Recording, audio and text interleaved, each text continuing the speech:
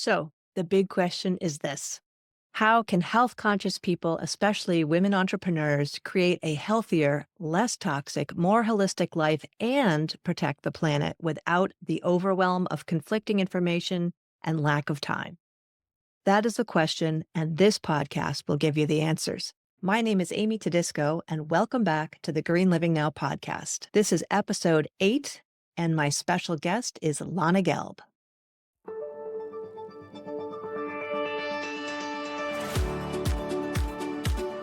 Today, I am so excited to welcome Lana Gelb to the show.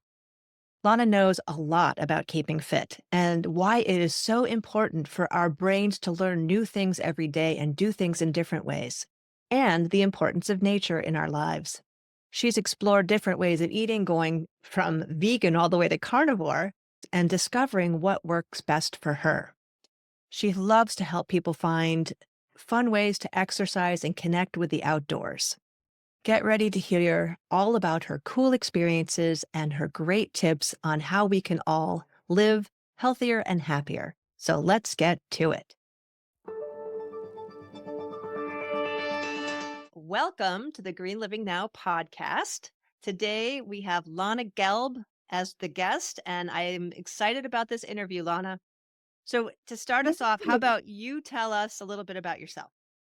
Okay. I'm born and raised in South Africa, and I have lived and worked in 4 different countries, including South Africa, United States, Bahamas, and Curacao.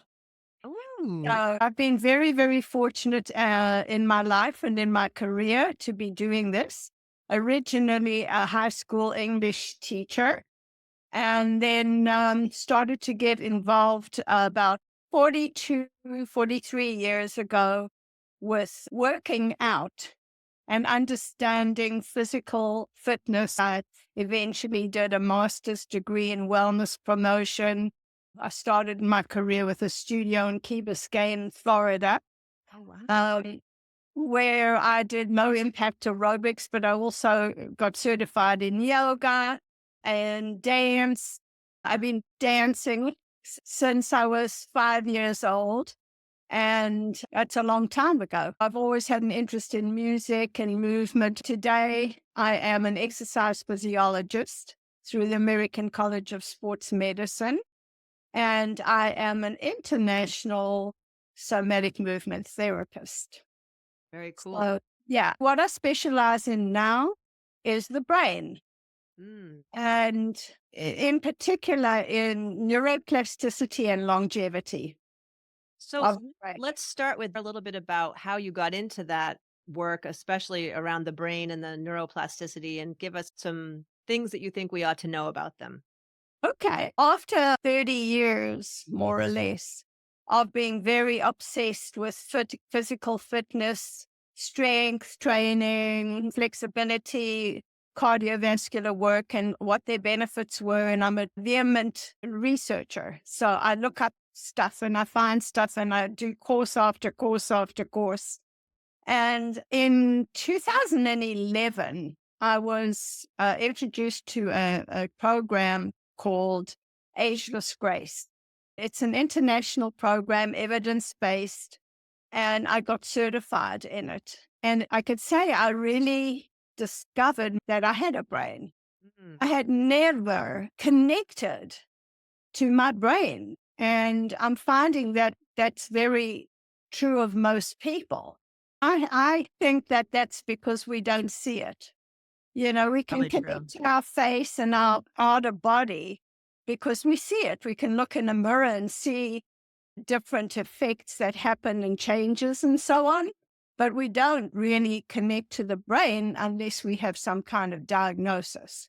And even then, perhaps not. Right. And so when you say you're now connected to your brain, can you give an example of what that is like for you? Yes. So for me, neuroplasticity really opened up my whole world Mm. because I realized that we have an elastic, plastic, fantastic brain.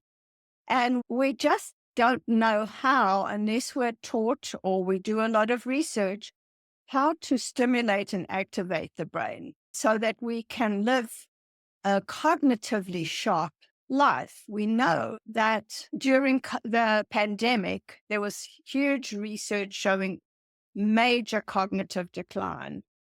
And this has been a huge thing. I've worked in various facilities from memory care to I'm working right now. I teach a Tai Chi class to an assisted living group in a facility. That's one of the classes I teach. And I understand from doing this for 13 years now and being a trainer for this company, for this wonderful organization and this brilliant program, that you have to do certain things, just like with the rest of your body. Right. You have to find your way to stimulating and activating the functions of your brain Hmm. in order for you to really thrive cognitively at any age. Okay. And so, what would some of those activities be that would help people stimulate their brain? Because I remember my former mother in law, before she had dementia, sadly, would do crossword puzzles and circle puzzles and things that at that time was believed to keep people's brains sharper.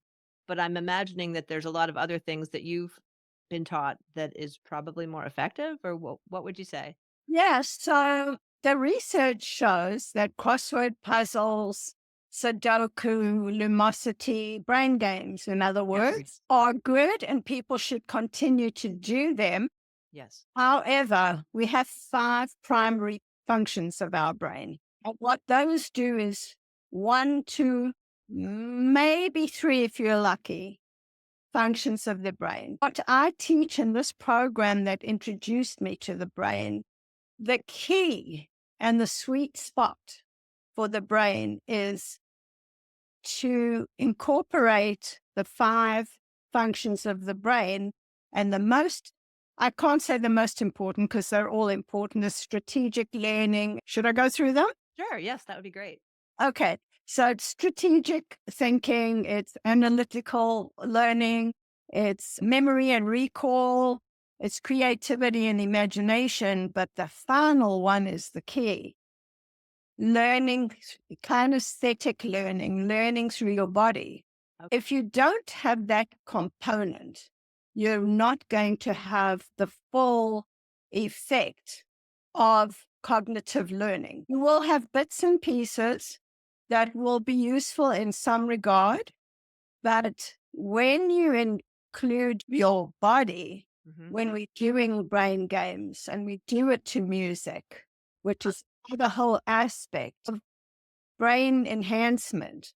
Okay. We know that people with Alzheimer's, like your mom and my mom, who also had Alzheimer's, the last thing that we had in common, because she didn't really not recognize me or know who I was we would sing together. I've heard that the music that was very popular when they were young is the one that seems to really bring them back. Has that been the case? It's not only when they were young, yes, they can connect with the nursery rhymes and things Oh, like I that. mean, like, as a teenager. Yeah, and in their 20s and 30s, Yeah. perhaps it's not like the short-term music that they might hear. Like my mom was a concert pianist.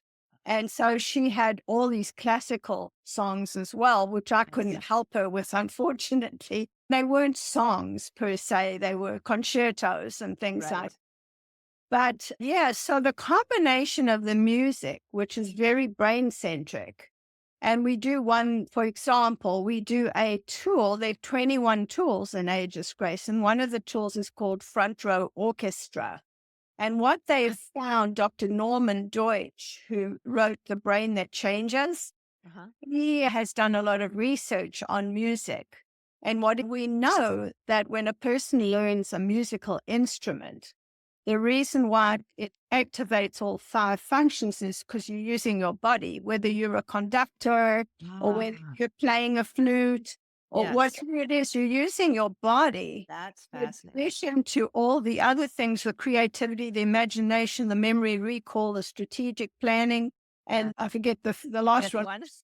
That one right now, but I will remember it. So when we do play, we kind of recruit the neurons and have them fire and wire in a way that it almost fires as many neurons when you're pretending to play a flute or a trumpet Really? or piano, yes, that than when you are actually playing the instrument. It's Wow, why is that? well, because you're recruiting the same neurons, especially if you're really focusing.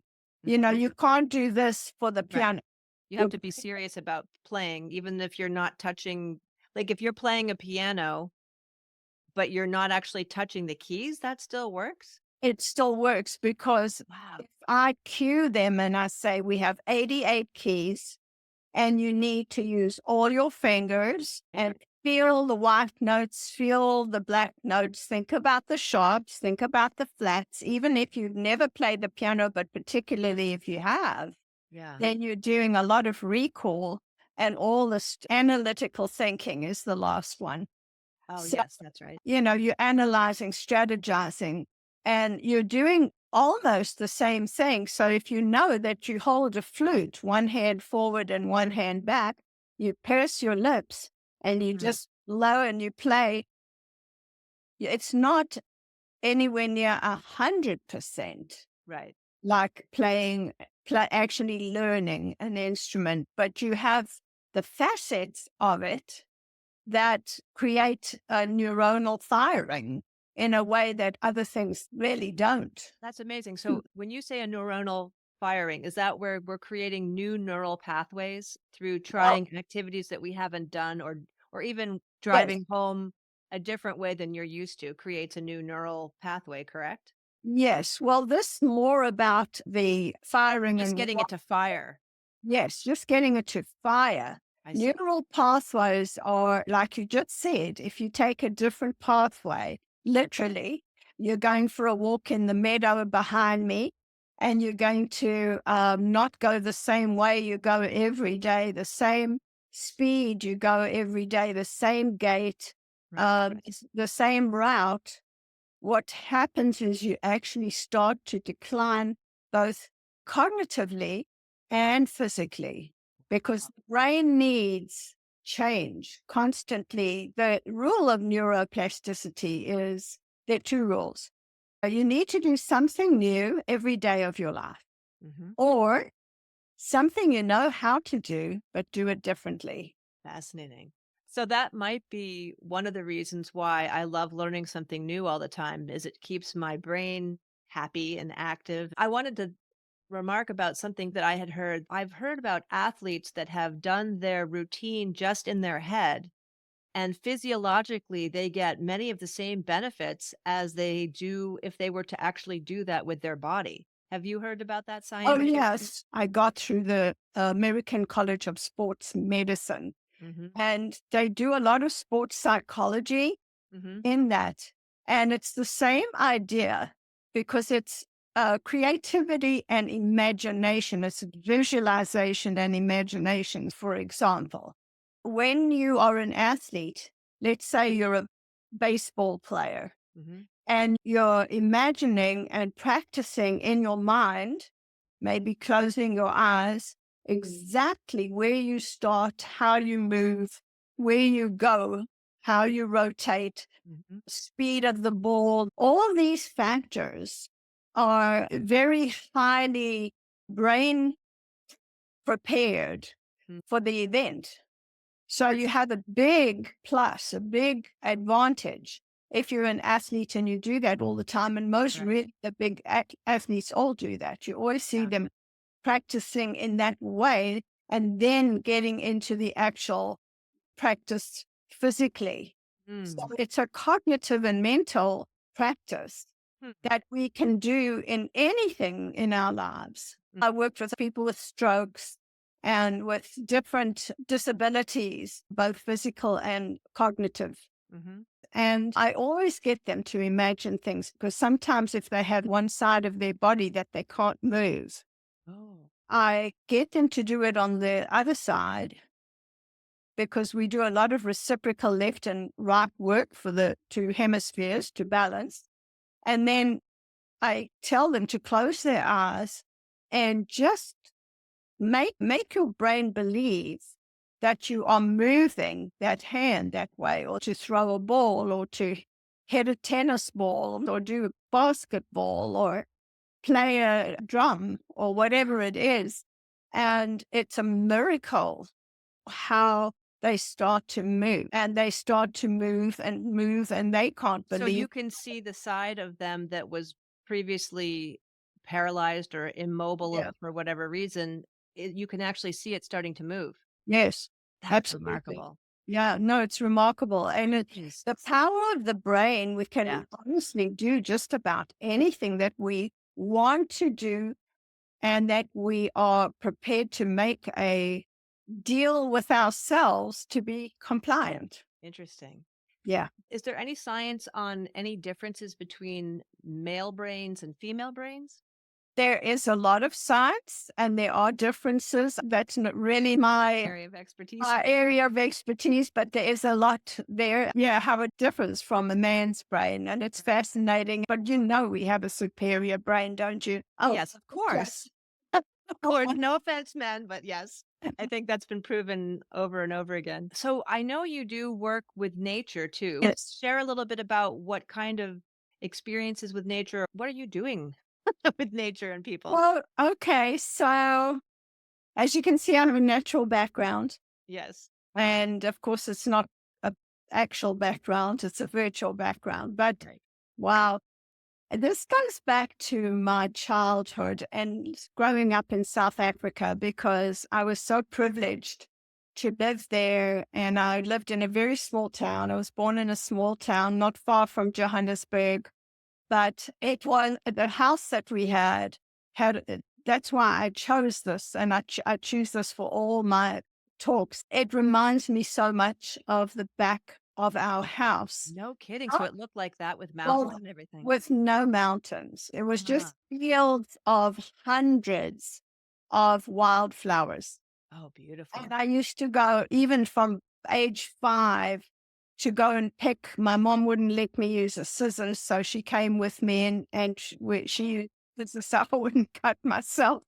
Yeah. But it was so lovely to just walk around with her and cut all these beautiful flowers. And then, of course, they grow like weeds. Yes. And then I had the privilege of living 400 miles away from the number one, what we call game reserve, which is basically safari, probably in the world, or if not in Africa.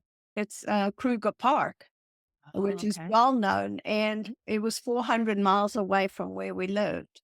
So we used to go twice a year, and I got very involved with animals at that time of my life. So when I came to the United States, you could say 79, because it was really the end of 78, in 80, 81, and 82. My family and I lived on a sailboat. Oh, no kidding. I did, That's unique. Where was that? yeah, in Florida. I homeschooled my children for the 3 years, and it was really an adventure. And it taught me a lot of lessons about respecting nature, respecting the ocean, being mindful, and all these things. So that was an amazing thing for me to have at that time. Yes. And then I'm looking out my window right now. I live in a condominium, but right outside where I am, there's lots of palm trees, and there's a lake, Hmm. and there's so many birds over there. My daughter and I live together, and we live with two birds. I have two cockatiels. Oh, that's Y- right. I remember you told me that when we chatted before. Yeah, and they literally live in my living room. And they are just free. They're not in a cage They are free. There are two cages there. if they She, want to go in the them. little girl goes in both of them and sings. He won't go in the cage at all. He is Yeah. 24 years old and she's 8 months old. Wow. So That that's father and daughter, and it's just a beautiful thing. So I've always been very involved in a lot of things to do with nature and natural life. I'm a holistic practitioner. Hmm. I come from a family of doctors, which is kind of weird. That's interesting. Yes. Yeah, and my dad was a very unique doctor in those times. If you think about this, he passed away in 1980 Mm. and practiced from the 1930s. And my dad was born in South Africa. My mom was born in Philadelphia. Oh, So, wow. Okay. yeah. So my dad was the kind of doctor who used to tend to the Black people in South Africa, which And is that was not across the board, I'm guessing. it was almost unknown. He was a groundbreaking individual, and he Thank had a goodness. practice. He used to go out what they called to the townships, which is dangerous. And he would go out night after night and do calls because he'd be contacted to deliver a baby or to attend to gang wounds Oh and my gosh. And they never harmed him, I would imagine. never, never. They probably were quite protective, imagining. Yeah, they were very grateful that Yes. a white Somebody would come. doctor Yeah. would do that.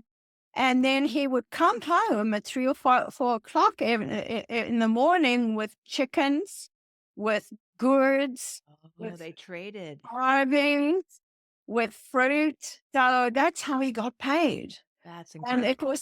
it was incredible. And he also befriended a witch doctor. Ooh. I know, my friend, the witch doctor, that And song?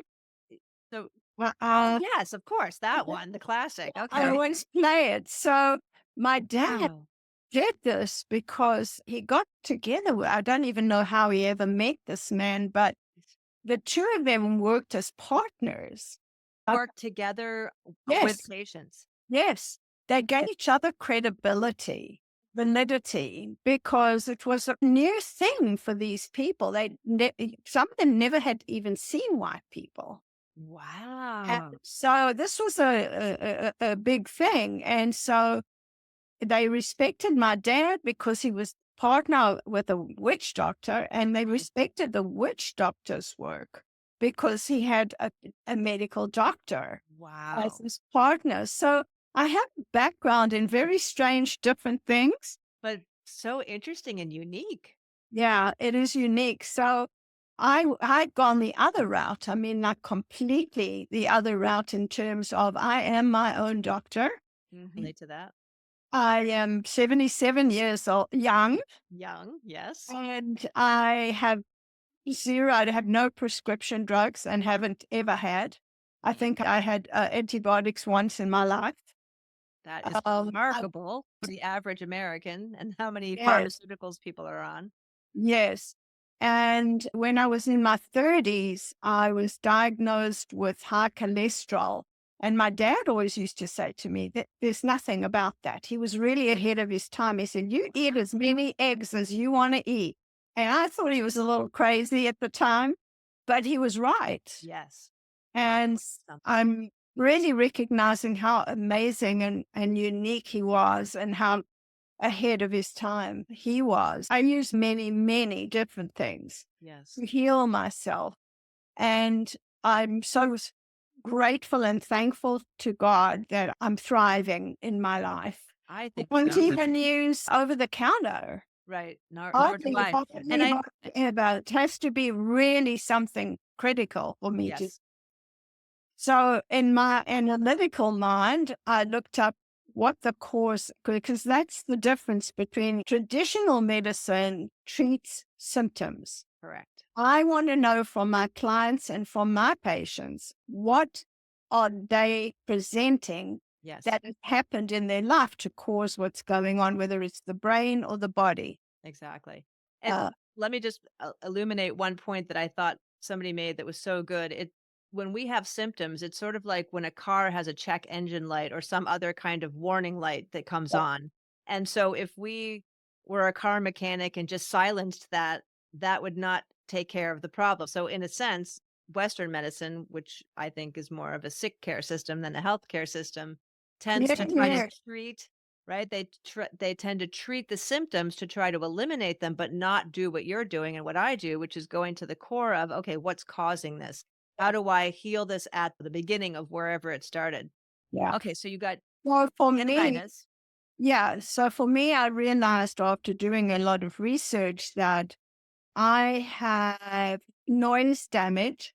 I worked in gyms for about 37 years, where there's tons of very loud music, and in studios as well, where there's very loud music, where there's clanging weights and clanging dumbbells and these Mhm. macho guys just throwing these things on the floor. And it's like, Right. woo! So I would never have thought about a gym in that way, but it makes total sense. I used to learn when I had my studio about decibels and how dangerous decibels are and how related tinnitus is to deafness Yes. and to brain function. Yes. Oh, so tell me about the brain function because my fiance Dave is a organic farmer and he has tinnitus or however you pronounce it Yeah. because of what all the machinery, all the tractors and things that he's used in his lifetime without protection. So Yes. so what's the Exactly. brain part of that? Well, the brain part of it is that supposedly it starts in the brain or it's either starts in the brain or it travels to the brain. Oh, And what happens is there's a lot of messaging and communication. The nerves are so close to the brain, and there's sure. different things happening there. And what they're saying is that if you don't catch the tinnitus early, Mhm. you can have brain damage from the tinnitus because it's connecting to the brain in a way that the signals are not happening. They're Mhm. blocked by all the noise. Right, because you have that high pitched sound And going it's different constantly. sounds for different people. It's whooshes, it's Oh, rings, it's just okay. different things for different people. Right. But I asked my class people, and it's like a third of the people in my classes have tinnitus. Really? I had Yeah, no and that's idea it was that widespread. Wow. it's a third of the population. Good grief. I know it's So crazy. I I showed people how to really change their neural pathways because if you walk the same route, the same direction, what I was saying earlier, the same path, you will decline in right, body brain. So I show them how they need to do things, walk forwards, walk backward. I mean, you're yeah, walking forwards, change your gait, right. go side to side, one foot here, one foot there, one foot there. Yes. Hop, skip if you can. If you Yeah, can't do that, then just walk backwards, walk yeah. sideways. I do something called the Monty Python silly walk. Oh, And really? yeah, and it's been researched. It really helps people's cardiovascular system and blood pressure and all sorts of things. My program is called 10 minutes a day keeps the decline away. Oh, And that's clever. yeah, I do this 10-minute program where the research is abundant to show that you don't have to be in a gym for an hour and a half slogging and Right. doing your thing. You just need a spirit or two a day of a 10-minute sequence. I don't call it a routine. I call it a ritual Oh, I because, like that. yeah, routine, I Helps remember. like boredom, right? If it's something Well, routine. and it's not just that. I remember there's an author called Pablo Coelho who wrote The Alchemist. That's what he Okay. was famous for. And he says, and I love this quote, and I quote it in all my talks, if you think that adventure is dangerous, try routine. It's lethal. Oh, wow. And it is. Powerful quote. Yeah, it's a powerful quote, and it's true. Because if you keep doing the same thing, here's another quote, Mhm. over and over again and expecting a different result. Right. That's insanity. Exactly. So I just love to change things up, and I think it's really important Agreed. that people understand that concept. Yeah. So People are used to routine. human beings like their groove of comfortability, Right. and they're comfortable there. But comfortable does not make you well. This Mm. does not make you healthy, does not make you grow, does not make you evolve. Yes. because you're comfortable. You want to be in a little out of your comfort zone most of the time, not to where you're totally uncomfortable, but Right. where you're saying, wow, this is interesting. I never tried that before. I never felt that before. I never saw that before. So So, stretching yourself a little bit so that you can grow. yes. Yeah. So, one of the things I do on my walking clinic is also teach people a mindful walk, a Mm-hmm. Tai Chi walk, Mm-hmm. a sensory walk where you're Yes. getting in touch with your five senses when you're walking, Yes. not just talking to your neighbor and straining your neck each time you talk, Yes. and noticing your breath, noticing your gait, and how are you moving? How's your body moving? How are you feeling in this natural environment? Now they have these forest baths. Oh, yes. Forest bathing.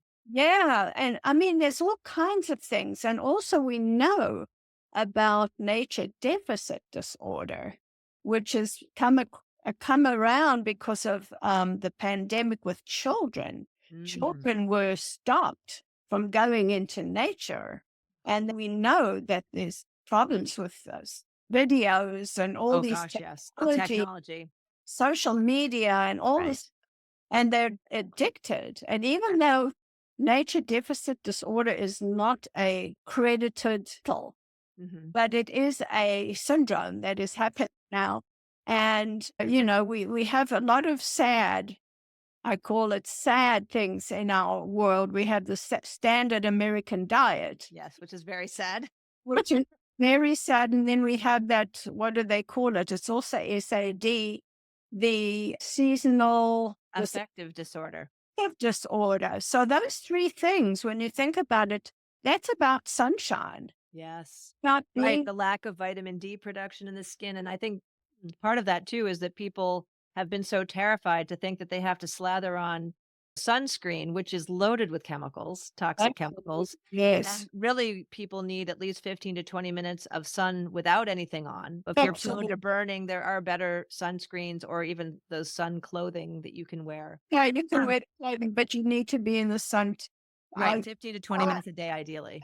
ideally, and I do 10 in the morning, 10 in the That's a good idea.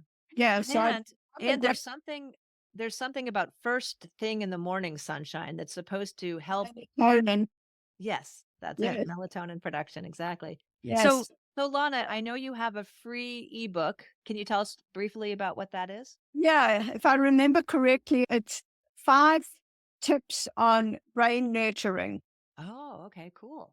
Yeah, So I'll so put the link in the show notes to get that for folks. they can write to me if they want to, Lana Gelb at Gmail. So I'll put the email address in the show notes so people can email you directly or the info at the website address that you just gave, and then they can just request the ebook. Great. And so my last question for you is what should I have asked you that I didn't? The only thing I can think of, because it's so big in my mind, is how I have changed what my food plan is. Oh, okay. So if you want to just briefly touch on that, where you used to be food wise and where you are now and why. Yes. So, very briefly, I have been for, let's say, for the last 30 plus years, about 90% plant based. I would have a piece of meat occasionally. I'll tell you about the chicken in a moment because I don't eat chicken. I'd have fish occasionally. I would have eggs more frequently than the meat, let's say, Yes. with cheese here and there, but mainly sort of vegetarian, vegan, but more plant based. Okay. And I also worked at a place in Atlanta, an Ann Wigmore place called the Living Foods Institute, where I lived for a year. I worked there. I was flown up to Atlanta from South Florida every month Wow. with raw, completely raw food plan. And the people were third and fourth stage cancer that came from all over the world. And I saw unbelievable results. So I was in it. Wow. So it was very healing for people with cancer. Yes. Hmm. Now, this was before the pandemic. Yes. So I now have been exposed to and doing a lot of research on carnivore. Right. Which And is a how complete about face. you couldn't get more about face. Yes. And it's been a very interesting journey for me because I've been talking about plant based for years. Yeah. And now I have to, like, shamefaced say, well, yeah, I think it's the last 38 days I've been doing carnivore. No Don't vegetables, correct? eat no veggies, no fruit. Yeah, And it's no sugar and no no, carb. no sugar and very, very low carbs. Every Okay. now and again, I listen to my body and I feel, but it's getting less and less over the days. I don't crave food at all. I'm never hungry, Mm. hardly ever.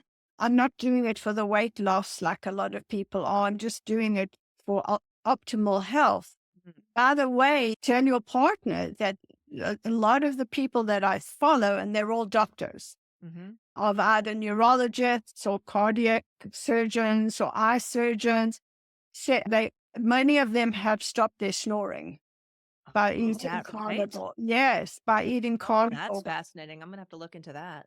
Because it's an anti-inflammation diet, which Totally. sounds counterintuitive, but that's Yeah. my understanding. I've seen people on videos talking about how they had terrible inflammatory conditions that have been completely reversed, which is mind-boggling. Not just inflammatory conditions. My daughter's doing it. We're doing it for different reasons. She's Yes. doing it for mental health. Oh. And they found people in the deepest depression on 5, 6 medications. They're offered completely, not just the weight loss. Like I say, a lot of people have lost a lot of weight, which has gotten rid of their metabolic stuff like Right. diabetes. It helps Alzheimer's because Oh. there's so many things that it really helps. Then I'm doing the 90 days. Right, just And to give it so, a test. yeah, And let me I'm just ask you a question. The traditional carnivore diet, did they talk at all about the quality of the meat, or does it not even come into the conversation? It's interesting you ask that because it depends who you listen to. So now Dr. Chaffee, who is a neurologist, he's one I really follow. Mhm. Chaffee. Okay. He is about quality. Okay, good. Because I can't imagine eating a diet of conventional meat. If anybody has researched Yeah. how those animals are treated and fed and all that kind of stuff, to me, that just seems like the anti-health Yes, kind of I prescription. agree wholeheartedly, and that's what I do. I'm all about grass-fed Yes. meat. I'm Grass all fed, grass finished, even. grass finished, wild caught fish. I Yes. had some wild caught Alaskan salmon right before I talked to you. Oh, nice. Yeah, and I'm all about quality. But Yes. also, there's a doctor who I also follow who says if you're in really bad health and you've got lots of conditions and you're doing lots of medications Right. and you're getting more and more diagnoses, it doesn't matter about the quality of the meat because he says it's better for you to do that than to go and have pizzas and Oh, donuts. yeah, that makes sense. It makes sense to me. So if you're at that extreme where your diet is terrible and you're having all kinds of health conditions and Yeah. pharmaceutical interventions, then at least it's a step in the right direction, at least from that doctor's perspective. He's got 2 million followers. His name is Dr. Ken Berry. He's Okay. out there, but he is amazing. And he is one of the people that I follow because he's written a book. And this other guy, Dr. Robert Lufkin, Lufkin, they both wrote books about the lies. Well, Dr. Berry's book, I think, is called The Lies That Doctors Have Told You. Oh, wow. Dr. Lufkin is The Lies I Told in Medical School because he's a professor and also has his own practice and also has written 14 books, which have been translated into 6 languages. He's done over 200 research studies that have all been published. Gee. And he's written this book, saying how ashamed and how embarrassed and how guilty he feels Yeah. by doing this because he made people sick and they were all sick. All these doctors got sick from the traditional concepts that were taught to them that red meat is inflammatory, which is an absolute lie. And it's exactly the opposite. That can, these statin drugs are going to help your cholesterol. Your brain is 60% cholesterol and, 20% fat. And so you need all of this for all the body functions. And that's why it's helping everything. I mean, mental, physical, Emotional. cognitive, emotional. They're giving it to veterans with PTSD, and it's really amazing. So, That's yeah, incredible. on Well, that and I level, want to highlight one thing just as a final thought that you said that I think is so important is that you checked in with yourself. That I think that I'm pretty sure you agree that there is no one size fits all diet, right? That everybody's physiology is different. And so what works for one person might not work for others. So it's so important to check in with our own bodies. And does this feel good? How do I do on this particular eating plan? yes, a And hundred and test it percent, out like you did. You yes. tried something for about 30 years, and now you're completely on the other end of the spectrum as far as eating, and so I'll be curious to hear how things are after day 90. I will keep you posted for sure. And yes, I Okay. don't believe one size fits all, but what I do believe is listen to your body, Yes. respect your instincts. Yes. If you are having a certain plan and things are going awry in your body, that plan needs to be reevaluated. If you are in optimal health, good energy, good numbers in your tests and so on, not that that's a big deal, but it is a factor, Sure. then you're on the right track. Yes. Agreed.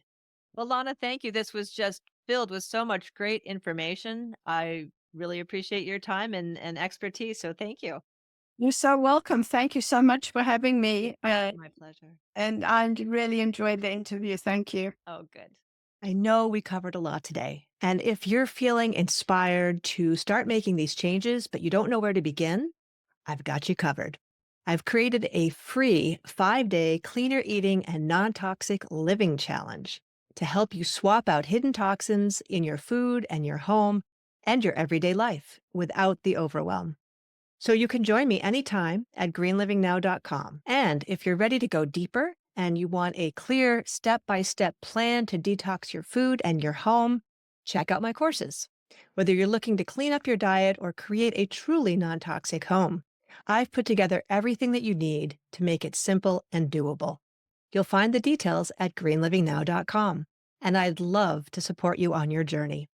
Until next time, be green.